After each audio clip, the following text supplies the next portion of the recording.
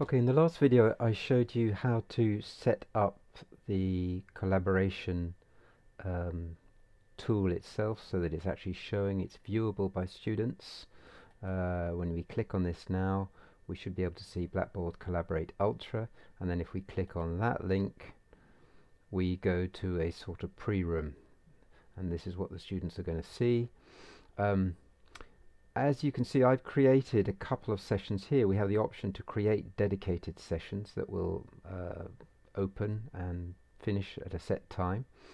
Um, there is this general course room here which is unlocked the whole time, and actually I've got the feeling that students intuitively want to go into this door, so you have to be a little bit careful of that, or signpost it to them in any announcements that they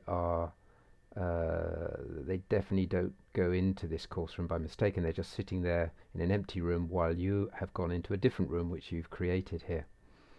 Okay, so to create your own session, you click obviously on Create Session, and you give it a name even.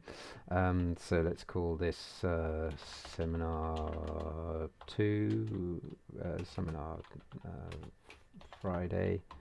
11 o'clock.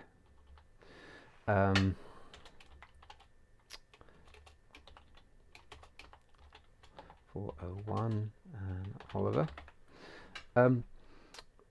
Students will eventually access it by this join session link. We have a dial-in number for the students in case they can't get audio.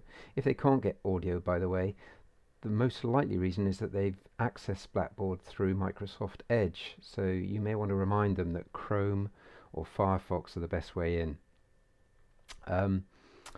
And then below this we have a guest link, so if you have somebody, say a guest speaker who's not registered on Blackboard at all, you could take this link here and embed it in an email, and they would be able to access your module.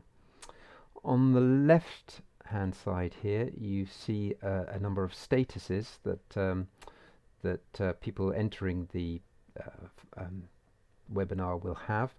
By default it's participants, so students will be participants.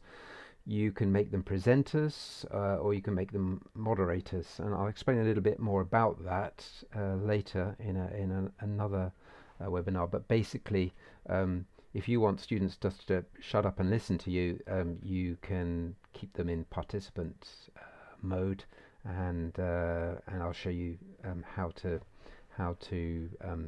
let them perhaps converse with you through the chat pane a little later. Then we have the start time, the start and the end time. It's quite a good idea to allow students to get in 15 minutes early. You don't have to set an end time at all. You can leave that open-ended by clicking this box.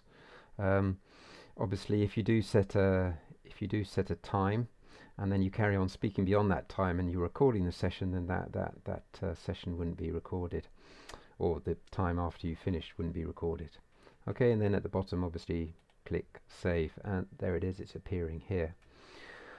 Other things to point out very briefly in this pre-room,